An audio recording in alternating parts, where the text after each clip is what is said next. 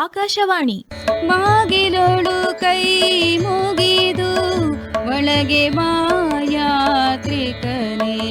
ಚಿಕ್ಕಮಗಳೂರು ಜಿಲ್ಲೆ ಪ್ರವಾಸಿ ತಾಣ ವಿಶೇಷ ಕಾರ್ಯಕ್ರಮ ಸರಣಿ ಪ್ರಸ್ತುತಪಡಿಸುತ್ತಾರೆ ಎಂಎನ್ ಸುಂದರ್ರಾಜ್. ಇನ್ನು ಚಿಕ್ಕಮಗಳೂರು ಜಿಲ್ಲೆ ನೂರಾರು ದೇವಸ್ಥಾನಗಳು, ಸಹಸ್ರಾರು ಅತ್ಯಂತ ನೋಡಲೇಬೇಕಾಗಿರ್ತಕ್ಕಂಥ ಸ್ಥಳಗಳಿದೆ. ಅವೆಲ್ಲವುಗಳನ್ನು ಹೇಳ್ಕೊಳ್ತಾ ಹೋದರೆ ಇನ್ನೂ 4 ವರ್ಷ ಆಗುತ್ತದು. ಆದರೆ ಬಹಳ ಮುಖ್ಯವಾಗಿರ್ತಕ್ಕಂಥ ಕೆಲವು ದೇವಾಲಯಗಳ ಬಗ್ಗೆ ನಾವು ಇವತ್ತು ನೋಡೋಣ. ಇಲ್ಲೊಂದು ವಿಶೇಷವಾಗಿರ್ತಕ್ಕಂಥ ದೇವಾಲಯ ಕಡೂರು ತಾಲೂಕಿನಲ್ಲಿದೆ. ಆ ಕಡೂರು ತಾಲೂಕಿನಲ್ಲಿ ಕಬ್ಬಳ್ಳಿ ಅಂತಕ್ಕಂಥ ಒಂದು ಗ್ರಾಮ ಇದೆ. ಆ ಗ್ರಾಮದಲ್ಲಿ ಒಂದು ದೇವಾಲಯ ಇದೆ, ಭಾಳ ವಿಶೇಷವಾಗಿರ್ತಕ್ಕಂಥದ್ದು. ಅದಕ್ಕೆ ಸೋಮೇಶ್ವರ ದೇವಾಲಯ ಅಂತ ಕರೀತಾರೆ. ಕಬ್ಬಳ್ಳಿ ಸೋಮೇಶ್ವರ ದೇವಾಲಯ ಅಂತ ಕರೀತಾರೆ. ಇದು ಪುರಾಣ ಪ್ರಸಿದ್ಧವಾಗಿರ್ತಕ್ಕಂಥದ್ದು, ಐತಿಹಾಸಿಕ ಮಹತ್ವವನ್ನು ಪಡೆದಿರ್ತಕ್ಕಂಥ ಒಂದು ದೇವಾಲಯ. 14ನೇ ಶತಮಾನದಲ್ಲಿ ಈ ದೇವಾಲಯವನ್ನು ಕಟ್ಟಿಸಿದ್ದಾರೆ. ಇದ್ರ ವಿಶಿಷ್ಟ ಯಾಕೆ ಅಂತಂದರೆ, ಇದು ಸಹ ಒಂದು ತ್ರಿಕುಟಾಚಲ ದೇವಾಲಯ, ಅಂದರೆ 3 ಗರ್ಭಗುಡಿಗಳನ್ನು ಹೊಂದಿರುವ ಸುಂದರ ಕೆತ್ತನೆಯನ್ನು ಹೊಂದಿರತಕ್ಕಂಥ ಒಂದು ಅಪೂರ್ವವಾಗಿರ್ತಕ್ಕಂಥ ದೇವಾಲಯ. ಇಲ್ಲಿ ಹೊಯ್ಸಳರ ಶಿಲ್ಪ ಚಾತುರ್ಯವನ್ನು, ವಿಜಯನಗರ ಶೈಲಿಯನ್ನು ಎರಡನ್ನೂ ಸೇರಿರ್ತಕ್ಕಂಥ ಒಂದು ಶಿಲ್ಪ ಇಲ್ಲಿ ನಾವು ಕಾಣ್ಬೋದು. ಅಲ್ಲದೆ ಇನ್ನೊಂದೇನಪ್ಪ ಬಹಳ ಮಹತ್ವವಾಗಿರ್ತಕ್ಕಂಥ ಒಂದು ವಿಷಯ ಅಂತಂದರೆ, ಈ ದೇವಾಲಯಕ್ಕೆ ಹೋದರೆ ನಮಗೆ ಒಂದು ಭಾವನೆ ಮನಸ್ಸಿನಲ್ಲಿ ಬರುತ್ತೆ, ಹರಿಹರರಲ್ಲಿ ಭೇದ ಇಲ್ಲ ಅಂತಕ್ಕಂಥದ್ದನ್ನು ಸಾರ್ತಕ್ಕಂಥ ಒಂದು ಅಪೂರ್ವವಾದ ದೇವಾಲಯ. ಯಾಕೆಂದರೆ ಒಂದೇ ಸಂಕೀರ್ಣದಲ್ಲಿ ಸೋಮೇಶ್ವರ ದೇವರು ಇದೆ, ಮತ್ತೊಂದು ಗರ್ಭಗುಡಿಯಲ್ಲಿ ವಿಷ್ಣು ಇದೆ, ಮತ್ತೊಂದು ಗರ್ಭಗುಡಿಯಲ್ಲಿ ಸೂರ್ಯನಾರಾಯಣನ ಮೂರ್ತಿಯನ್ನು ನಾವು ಕಾಣ್ಬೋದು. ಅಂದರೆ ಒಂದೇ ದೇವಾಲಯದಲ್ಲಿ ಹರಿಹರ ಇಬ್ಬರ ದೇವಾಲಯಗಳನ್ನು ನಾವು ನೋಡಿದಾಗ ಏನಿಸುತ್ತೆ ಅಂದರೆ, ಹರಿಹರರಲ್ಲಿ ಭೇದ ಇಲ್ಲ ಅಂತಕ್ಕಂಥ ಭಾವನೆ ನಮ್ಮ ಮನಸ್ಸಿನಲ್ಲಿ ಮೂಡಬೇಕು. ಅದಕ್ಕೋಸ್ಕರವಾಗಿ ಈ ದೇವಾಲಯ ಬಹಳ ವಿಶಿಷ್ಟವಾಗಿರ್ತಕ್ಕಂಥದ್ದು. ಈ ದೇವಾಲಯದ ಒಳಗಡೆ ಸುಕನಾಸಿ ಮತ್ತು ಕಂಬಗಳು ಕಾಣ್ಬೋದು. ಆ ಕಂಬಗಳ ಮೇಲೆ ಎಂತಹ ಸುಂದರವಾದ ಕುಸುರಿ ಕೆತ್ತನೆಯನ್ನು ಮಾಡಿದ್ದಾರೆ ಅಂತಂದರೆ, ಅದನ್ನು ನೋಡ್ತಾ ಇದ್ದರೆ ನಮ್ಮ ಮನಸ್ಸು ಸಂಪೂರ್ಣವಾಗಿ ಮಗ್ನವಾಗಿ ಹೋಗುತ್ತೆ. ಏನಪ್ಪ ಇಷ್ಟೊಂದು ಸುಂದರವಾಗಿರ್ತಕ್ಕಂಥ ಒಂದು ಕೆತ್ತನೆ ಕೆಲಸವನ್ನು ಮಾಡಿದಾರಲ್ಲ ಅಂತ. ಅದನ್ನು ನೋಡ್ತಾ ಇದ್ದರೆ ನಮಗೆ ಬೇಲೂರು ಹಳೇಬೀಡಿನ ನೆನಪು ಆಗುತ್ತದೆ. ಇದ್ರ ಜೊತೆಗೆ ಇದೇ ಗ್ರಾಮದಲ್ಲಿ ರಂಗನಾಥ ಸ್ವಾಮಿ ದೇವಾಲಯನೂ ಸಹ ಇದೆ. ಇದು ಎಲ್ಲ ವರ್ಗದ ಜನರ ಶ್ರದ್ಧಾ ಕೇಂದ್ರನೂ ಆಗಿದೆ. ಪ್ರತಿ ವರ್ಷ ಮಹಾಶಿವರಾತ್ರಿ ಮತ್ತು ಕಾರ್ತೀಕ ಮಾಸದಲ್ಲಿ ಇಲ್ಲಿ ವಿಶೇಷ ಪೂಜೆಗಳು ನೆರವೇರುತ್ತೆ. ಇನ್ನೊಂದು ವಿಶೇಷ ಅಂತಂದರೆ, ಇಲ್ಲಿ ಅಪರೂಪದ ಭುವನೇಶ್ವರಿ ದೇವಿಯನ್ನು ಸಹ ನಾವು ಕಾಣ್ಬೋದು. ಹೀಗೆ ವೈವಿಧ್ಯಮಯವಾಗಿರ್ತಕ್ಕಂತಹ ಮೂರ್ತಿಗಳನ್ನು ಹೊಂದಿ ಜನರಲ್ಲಿ ಧಾರ್ಮಿಕ ಭಾವನೆಯನ್ನು ಹುಟ್ಟಿಸ್ತಕ್ಕಂತಹ ಒಂದು ಸುಂದರವಾದ ದೇವಾಲಯ ಅಂದರೆ ಕಬ್ಬಳ್ಳಿ ಸೋಮೇಶ್ವರ ದೇವಾಲಯ. ಇಲ್ಲಿ ಕೆಲವು ಶಾಸನಗಳು ಸಿಕ್ಕಿದೆ. ಒಂದು ದೊಡ್ಡ ಶಾಸನವೂ ಇದೆ, 2 ಪುಟ್ಟ ಶಾಸನಗಳು ಸಿಕ್ಕಿದೆ.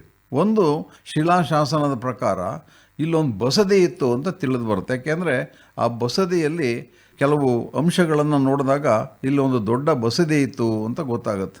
ಆ ಬಸದಿನೇ ಇಂದು ಸೋಮೇಶ್ವರ ದೇವಾಲಯ ಆಗಿರಬಹುದೇ, ಅಥವಾ ಆ ಬಸದಿ ಬಿದ್ದು ನಾಶವಾಗಿದೆಯೇ ಎಂಬುದನ್ನು ಇನ್ನೂ ಸಂಶೋಧಕರು ಅದನ್ನು ಕಂಡುಹಿಡಿಯಬೇಕಾಗಿದೆ ಹೊರತಾಗಿ ಅದನ್ನು ನಿಖರವಾಗಿ ಹೇಳೋದಕ್ಕೆ ಸಾಧ್ಯ ಇಲ್ಲ. ಇಲ್ಲಿ 1ನೇ ನರಸಿಂಹ ಎಂಬ ಹೊಯ್ಸಳರ ದೊರೆ ರಾಜ್ಯಭಾರ ಮಾಡಬೇಕಾದ್ರೆ, ಅಂದರೆ ಕ್ರಿಸ್ತಶಕ 1159ರಲ್ಲಿ ಹೊಯ್ಸಳಗೌಡ ಎಂಬಾತ ತನ್ನ ತಾಯಿಯ ಗೌರವಾರ್ಥ ಈ ಬಸದಿಯನ್ನು ನಿರ್ಮಿಸಿದ ಅಂತ ಆ ಶಾಸನದಲ್ಲಿ ಉಲ್ಲೇಖ ಕಂಡುಬರುತ್ತೆ. ಆಮೇಲೆ ದೇವಾಲಯಕ್ಕೆ ಕೆಲ ದತ್ತಿ ನೀಡಿದ ಬಗ್ಗೆನೂ ಸಹ ಅದರಲ್ಲಿ ಉಲ್ಲೇಖ ಇದೆ. ಏನೇನು ದತ್ತಿಯನ್ನು ಕೊಟ್ಟು ಆ ದೇವಸ್ಥಾನದ ಒಂದು ಮೇಲ್ವಿಚಾರಣೆಯನ್ನು ಮಾಡ್ಬೋದು ಅನ್ನೋದನ್ನು ಅಲ್ಲಿ ತಿಳಿಸಿದ್ದಾರೆ. ಆಮೇಲೆ ಅಲ್ಲೊಂದು ವೀರಗಲ್ಲಿದೆ. ಅದರಲ್ಲಿ ಮಲ್ಲೋಜ ಅಂತಕ್ಕಂಥ ಒಬ್ಬ ವೀರ ಯೋಧ ವೀರ ಮರಣವನ್ನು ಹೊಂದಿದ ಜ್ಞಾಪಕಾರ್ಥವಾಗಿ ಅಲ್ಲಿ ನಿಲ್ಲಿಸಿದ ಒಂದು ವೀರಗಲ್ಲದು. ಇನ್ನೊಂದು ವೀರಗಲ್ಲಿದೆ. ಅದರಲ್ಲಿ ಚಿಕ್ಕಗೌಡ ಎಂಬಾತ ಗೋಕಳ್ಳರ ವಿರುದ್ಧ ಹೋರಾಡಿ ಮರಣಿಸಿದ. ಆಮೇಲೆ ಅವನ ಗೌರವಾರ್ಥ ವೀರಗಲ್ಲನ್ನು ನಡೆಸಿದ್ದಾರೆ. ಅಂದರೆ ಒಂದು ದೊಡ್ಡ ಶಾಸನ, 2 ವೀರಗಲ್ಲುಗಳನ್ನು ಅಲ್ಲಿ ನಾವು ಕಾಣ್ಬೋದು. ಇಲ್ಲಿ ಹೆಚ್ಚಿನ ಸಂಶೋಧನೆ ನಡೆದರೆ ಈ ಊರಿನ ಮಹತ್ವ ಲೋಕಕ್ಕೆ ತಿಳಿತಕ್ಕಂಥ ಸಂಭವ ಇದೆ. ಈಗ ಅದೊಂದು ಪುಟ್ಟ ಹಳ್ಳಿಯಾಗಿರ್ಬೋದು, ಹಿಂದೆ ಇಲ್ಲೊಂದು ದೊಡ್ಡನೇ ನಗರ ಇತ್ತೋ ಏನೋ ಗೊತ್ತಿಲ್ಲ. ಇದನ್ನೆಲ್ಲವೂ ಸಹ ಸಂಶೋಧಕರು ಕಂಡುಹಿಡಿಯಬೇಕಾಗಿದೆ. ಆದರೆ ನಾವು ಸಾಮಾನ್ಯ ಜನರು ಈ ಒಂದು ಕಬ್ಬಳ್ಳಿ ಸೋಮೇಶ್ವರ ದೇವಾಲಯವನ್ನು ನಾವು ಒಂದು ಸರಿ ನೋಡ್ಕೊಂಡು ಬಂದರೆ ನಮ್ಮ ಮನಸ್ಸಿಗೆ ಅಲ್ಲಿನ ಶಿಲ್ಪ ಸೌಂದರ್ಯ ಆಗಲಿ, ದೇವರ ಒಂದು ವಿಗ್ರಹಗಳಾಗಲಿ, ಅವೆಲ್ಲ ನಮ್ಮ ಮನಸ್ಸಿನಲ್ಲಿ ಚಿರಕಾಲ ಉಳಿತಕ್ಕಂಥ ಒಂದು ಸ್ಥಳ ಅದು. ಈ ದೇವಾಲಯ ಸಾಮಾನ್ಯವಾಗಿ ಬೆಳಗ್ಗೆ 7ರಿಂದ 1 ಗಂಟೆವರೆಗೆ, ಸಂಜೆ 5ರಿಂದ 8 ಗಂಟೆವರೆಗೆ ತೆರೆದಿರುತ್ತೆ. ಕಡೂರಿನಿಂದ ಕಲ್ಲತ್ತಿಪುರಕ್ಕೆ ತೆರಳತಕ್ಕಂಥ ಮಾರ್ಗದಲ್ಲಿ 20 ಕಿಲೋಮೀಟರ್ ಸಾಗಿದರೆ ಈ ದೇವಾಲಯ ಸಿಗುತ್ತೆ. ಉತ್ತಮ ರಸ್ತೆ ಇದೆ. ಇಲ್ಲಿರ್ತಕ್ಕಂಥ ಪ್ರಮುಖ ದೇವರು ಅಂದರೆ ಸೋಮೇಶ್ವರಲಿಂಗ, ಆಗಲೇ ಹೇಳಿದಾಗೆ ಅದರ ಎದುರಿಗೆ ನಂದಿ ವಿಗ್ರಹ ಇದೆ. ಅದರ ಜೊತೆಗೆ ಪಾರ್ವತಿ ದೇವಿ ವಿಗ್ರಹನೂ ಇದೆ. ದ್ವಾರದ ಬಳಿ ಗಣೇಶ ಮತ್ತು ಸುಬ್ರಹ್ಮಣ್ಯನ ಮೂರ್ತಿಗಳು ಸಹ ರಾರಾಜಿಸ್ತಾ ಇದೆ. ಕಂಬಗಳು ಮತ್ತು ಗೋಡೆಗಳ ಮೇಲೆ ವಿವಿಧ ದೇವತೆಗಳ ಸೂಕ್ಷ್ಮ ಕೆತ್ತನೆಯ ಕಲಾಕೃತಿಗಳಿದೆ. ಇಲ್ಲಿನ ಶಿಲ್ಪಕಲೆ ಚಾಲುಕ್ಯ ಮತ್ತು ಹೊಯ್ಸಳ ಶಿಲ್ಪಕಲೆಯ ಮಿಶ್ರಣವನ್ನು ಹೊಂದಿರತಕ್ಕಂಥದ್ದು. ಸಂಪೂರ್ಣ ಕಲ್ಲಿನಿಂದ ನಿರ್ಮಿಸಿರ್ತಕ್ಕಂಥ ಈ ದೇಗುಲದಲ್ಲಿ ಗರ್ಭಗುಡಿ, ನವರಂಗ ಮತ್ತು ಮುಖಮಂಟಪಗಳು ಇದೆ. ಆದ್ದರಿಂದ ಭಕ್ತರು ಸಹ ಇದಕ್ಕೆ ಸಾಕಷ್ಟು ಸಂಖ್ಯೆಯಲ್ಲಿರೋದ್ರಿಂದ ಇಲ್ಲಿ ಪ್ರತಿ ದಿವಸ ಜನ ಇಲ್ಲಿ ಬಂದು ದೇವರ ದರ್ಶನವನ್ನು ಪಡಿತಕ್ಕಂಥದ್ದನ್ನು ನಾವು ಕಾಣಬಹುದು. ಬಹಳ ನೋಡಲೇಬೇಕಾಗಿರ್ತಕ್ಕಂಥ ಇನ್ನೊಂದು ಸ್ಥಳ ಇದೆ, ಪ್ರವಾಸಿ ಸ್ಥಳ. ಬಹಳ ವಿಶಿಷ್ಟವಾಗಿರ್ತಕ್ಕಂಥ ಸ್ಥಳ ಇದು. ಇದು ಕೊಪ್ಪ ತಾಲೂಕಿನಲ್ಲಿ ಮೆಗುಂದ ಅಂತಕ್ಕಂಥ ಒಂದು ಗ್ರಾಮದ ಬಳಿ ಇರ್ತಕ್ಕಂಥ ಒಂದು ಬಹಳ ಮನಸ್ಸಿಗೆ ಮುದ ನೀಡ್ತಕ್ಕಂತಹ ಒಂದು ಸುಂದರವಾಗಿರ್ತಕ್ಕಂಥ ಒಂದು ಸ್ಥಳ ಇದು. ಕೊಪ್ಪದಿಂದ ಸುಮಾರು 15-20 ಕಿಲೋಮೀಟರ್ ದೂರದಲ್ಲಿ ಸಂಸೆ ಅಂತಕ್ಕಂಥ ಒಂದು ಊರು ಬರುತ್ತೆ. ಆ ಸಂಸೆಯಿಂದ ಚಾರಣ ಮಾಡಿದರೆ ಈ ಸ್ಥಳ ತಲುಪಬಹುದು. ಅಂದರೆ ಚಾರಣ ಮಾಡೋದು ಸ್ವಲ್ಪ ಮೇಲೆ ಹತ್ತಬೇಕು, ಯಾಕೆಂದರೆ ಬೆಟ್ಟದ ಮೇಲೆ ಇರ್ತಕ್ಕಂಥದ್ದು ಇದು ಐತಿಹಾಸಿಕ ಮತ್ತು ಧಾರ್ಮಿಕ ಹಿನ್ನೆಲೆಯನ್ನು ಹೊಂದಿರತಕ್ಕಂಥ ಒಂದು ಪ್ರಮುಖವಾದ ಸ್ಥಳ ಅದು. ಪಂಚಮಿ ಕಲ್ಲು ಇರ್ತಕ್ಕಂಥ ಬೆಟ್ಟನ ಸ್ಥಳೀಯರು ತುಂಬ ಗೌರವದಿಂದ ಕಾಣ್ತಾರೆ. ಒಂದು ಕಾಲದಲ್ಲಿ ಇಲ್ಲಿ ಜೈನ ಧರ್ಮದ ಪ್ರಭಾವ ಇತ್ತು ಅನ್ನೋದು ಇದನ್ನು ನೋಡಿದಾಗ ನಮಗೆ ಗೊತ್ತಾಗುತ್ತೆ. ಯಾಕೆಂದರೆ ಇಲ್ಲೊಂದು ಪುರಾತನವಾಗಿರ್ತಕ್ಕಂಥ ಪಾರ್ಶ್ವನಾಥ ಬಸದಿ ಇದೆ. ಆ ಬಸದಿ ಹೊಯ್ಸಳರ ಕಾಲಕ್ಕಿಂತಲೂ ಹಿಂದೆ ಇದ್ದಂಥದ್ದು, ವಾಸ್ತುಶಿಲ್ಪಕ್ಕೆ ಹೆಸರಾಗಿರ್ತಕ್ಕಂಥದ್ದು. ಅದರ ಸಮೀಪದಲ್ಲೇ ಈ ಪಂಚಮಿ ಕಲ್ಲು ಅಂತಕ್ಕಂಥ ಒಂದು ಪ್ರವಾಸಿ ಸ್ಥಳ ಇದೆ. ಇದು ಅಹಿಂಸೆ ಮತ್ತು ವೈರಾಗ್ಯದ ಪ್ರತೀಕನೂ ಆಗಿದೆ. ಯಾಕೆ ವೈರಾಗ್ಯ ಮತ್ತು ಅಹಿಂಸೆಯ ಪ್ರತೀಕ ಅಂತ ನಾವು ಕರಿತೀವಿ ಅಂತಂದರೆ, ಇದು ಒಂದು ಕಾಲದಲ್ಲಿ ಆಧ್ಯಾತ್ಮಿಕ ಕೇಂದ್ರ ಆಗಿತ್ತು. ಇಲ್ಲಿ ಜೈನ ಮುನಿಗಳು ಬಂದು ಸಲ್ಲೇಖನ ವ್ರತವನ್ನು ಪಾಲಿಸಿ ತಮ್ಮ ದೇಹವನ್ನು ತ್ಯಜಿಸ್ತಿದ್ರು ಅಂತ ಇಲ್ಲಿ ಕೆಲ ಶಾಸನಗಳು ತಿಳಿಸ್ತವೆ. ಸಲ್ಲೇಖನ ಅಂತಂದರೆ ಜೀವನದ ಕೊನೆಯ ಒಂದು ಹಂತದಲ್ಲಿ ಈ ಜೈನ ಧರ್ಮದ ಗುರುಗಳು ಇಲ್ಲಿ ಬಂದು ಉಪವಾಸವನ್ನು ಮಾಡಿ ತಮ್ಮ ದೇಹವನ್ನು ತ್ಯಜಿಸ್ತಕ್ಕಂಥ ಒಂದು ಪವಿತ್ರವಾಗಿರ್ತಕ್ಕಂಥ ಕ್ರಿಯೆಗೆ ಸಲ್ಲೇಖನ ವ್ರತ ಅಂತ ಕರೀತಾರೆ. ಹೀಗೆ ಅನೇಕ ಜನ ಈ ಜೈನ ಮುನಿಗಳು ಇಲ್ಲಿ ಬಂದು ಸಲ್ಲೇಖನ ವ್ರತವನ್ನು ಕೈಗೊಂಡು ತಮ್ಮ ಉಪವಾಸ ಕೈಗೊಂಡು ಅಲ್ಲಿ ಸ್ವಯಂ ಮರಣವನ್ನು ತಂದುಕೊಳ್ತಾ ಇದ್ರು. ಇದು ಜೈನರಲ್ಲಿ ಪ್ರಚಲಿತವಾಗಿದ್ದ ಒಂದು ಧಾರ್ಮಿಕ ಪರಂಪರೆನೇ ಆಗಿತ್ತದು. ಈ ಮುಗುಂದದ ಪರಿಸರದಲ್ಲಿ ಈ ರೀತಿ ಜೈನ ಧರ್ಮಕ್ಕೆ ಸಂಬಂಧಿಸಿದ ಹಳೆಯ ಶಾಸನಗಳು ಸಿಕ್ಕಿದೆ ಹಾಗೂ ನಿಷಿದ್ಧ ಕಲ್ಲುಗಳು ಕಂಡುಬಂದಿದೆ. ನಿಷಿದ್ಧ ಕಲ್ಲು ಅಂದರೆ ಸಲ್ಲೇಖನ ವ್ರತ ಕೈಗೊಂಡವರ ನೆನಪಿಗೆ ಸ್ಥಾಪಿಸಿದ ಕಲ್ಲುಗಳು ಅಂತ. ಯಾರ್ಯಾರು ಇಲ್ಲಿ ಸಲ್ಲೇಖನ ವ್ರತಗಳನ್ನು ಕೈಗೊಂಡು ತಮ್ಮ ದೇಹವನ್ನು ಬಿಟ್ಟರು ಅವರ ಬಗ್ಗೆ ಇರ್ತಕ್ಕಂಥ ವಿವರವಾದ ಒಂದು ಕಲ್ಲಿಗೆ ನಿಷಧ ಕಲ್ಲು ಅಂತ ಕರೀತಾರೆ. ಆ ನಿಷಧ ಕಲ್ಲುಗಳನ್ನು ನಾವಿಲ್ಲಿ ನೋಡ್ಬೋದು. ಇವನ್ನೆಲ್ಲ ನಾವು ಗಮನಿಸಿದರೆ ಹಿಂದೆ ಒಂದು ಕಾಲದಲ್ಲಿ ಇದು ಜೈನ ಧರ್ಮದ ಪ್ರಮುಖ ಸ್ಥಳವಾಗಿತ್ತು ಅಂತ ನಾವು ತಿಳಿಬಹುದಾಗಿದೆ. ಇಂಥ ಒಂದು ಪಂಚಮಿ ಕಲ್ಲಿನ ಒಂದು ವಿವರಣೆಯನ್ನು ಕೇಳಿದ ಮೇಲೆ ಅಲ್ಲಿ ಹೋಗಬೇಕು ಅಂತ ಅನಿಸುತ್ತೆ. ಒಂದು ಸರಿ ಹೋಗಿ ಬಂದರೆ ಅಲ್ಲಿನ ಪ್ರತಿಯೊಂದು ವಿಚಾರಗಳು ಸಹ ನಮಗೆ ತಿಳಿದು ಬರುತ್ತೆ. ಈ ಪಂಚಮಿ ಕಲ್ಲಿನಲ್ಲಿ 6 ಜೈನ ಮುನಿಗಳ ಸಮಾಧಿ ಇದೆ. ಅಂದರೆ 6 ಜನ ಇಲ್ಲಿ ಸಲ್ಲೇಖನ ವ್ರತವನ್ನು ಕೈಗೊಂಡ್ರು ಅನ್ನೋದು ನಮಗೆ ಗೊತ್ತಾಗುತ್ತೆ. ಈ ಜೈನ ಮುನಿಗಳ ಪಾದಗಳನ್ನು ಸಹ ಕಲ್ಲಿನಲ್ಲಿ ಕೆತ್ತಿದ್ದಾರೆ. ಮೇಲೆ ಹತ್ತಿ ಹೋಗಲು ಮೆಟ್ಟಿಲುಗಳಿದೆ. ಸುತ್ತಲೂ ಸುಂದರ ಪರಿಸರ ಇದೆ. ಈ ಸ್ಥಳಕ್ಕೆ ಈ ಸುಂದರ ಪರಿಸರ ಒಂದು ರೀತಿಯ ಮೆರುಗನ್ನು ನೀಡಿರ್ತಕ್ಕಂಥದ್ದನ್ನು ನೋಡ್ಬೋದು. ಇಲ್ಲಿ ಭೇಟಿ ನೀಡಬೇಕಾದ್ರೆ ಇಲ್ಲಿ ನಾವು ಕೆಲವು ನಿಬಂಧನೆಗಳನ್ನು ನಾವೇ ಹಾಕಬೇಕು. ಏನಪ್ಪ ಅಂದರೆ ಇಲ್ಲಿ ಕಸ ಹಾಕ್ತಕ್ಕಂಥದ್ದಾಗಲಿ ಅಥವಾ ನಾವು ಪ್ಲ್ಯಾಸ್ಟಿಕ್ಕನ್ನು ಅಲ್ಲಿ ಬಿಸಾಕ್ತಕ್ಕಂಥದ್ದಾಗಲಿ ಕಲ್ಲಿನಲ್ಲಿ ಕೆತ್ತಕ್ಕಂಥದ್ದಾಗಲಿ ಇವನ್ನೆಲ್ಲ ಮಾಡೋದಲ್ಲೆಲ್ಲ ನಾವು ಅದರ ಪಾವಿತ್ರ್ಯತೆಯನ್ನು ಕಾಪಾಡ್ತಕ್ಕಂಥದ್ದು ನಮ್ಮೆಲ್ಲರ ಕರ್ತವ್ಯ ಆಗಿದೆ. ಈ ಕ್ಷೇತ್ರಕ್ಕೆ ಒಂದು ಮಹತ್ವ ಮತ್ತು ಪಾವಿತ್ರ್ಯತೆ ಇದೆ. ಅದನ್ನು ನಾವು ಉಳಿಸಬೇಕು. ಅದು ನಮ್ಮ ಕರ್ತವ್ಯ. ಇದು ಬಹಳ ಎತ್ತರದಲ್ಲಿರ್ತಕ್ಕಂಥ ಸ್ಥಳ ಆಗಿರೋದ್ರಿಂದ ಸುತ್ತಲೂ ಕಾಣ್ತಕ್ಕಂಥ ಹಸಿರಾದ ದಟ್ಟವಾದ ಕಾಡು ಮತ್ತು ಕಾಫಿ ತೋಟಗಳು ನೋಡೋದಕ್ಕೆ ಮನೋಹರ ದೃಶ್ಯವನ್ನು ನಮಗೆ ಒದಗಿಸ್ಕೊಡುತ್ತೆ. ಕೆಲವರು ನಂಬ್ತಾರೆ ಇಲ್ಲಿ ಪಾಂಡವರು ಸಹ ಕೆಲವು ಕಾಲ ಬಂದು ಇಲ್ಲಿ ತಂಗಿದ್ರು ಅಂತ ಹೇಳ್ತಕ್ಕಂಥದ್ದು. ಈ ಸ್ಥಳ ಚಿಕ್ಕಮಗಳೂರಿನ ಭವ್ಯ ಪರಂಪರೆಗೆ ಒಂದು ಸಾಕ್ಷೀಭೂತವಾಗಿರ್ತಕ್ಕಂಥ ಒಂದು ಸ್ಥಳ ಅದು.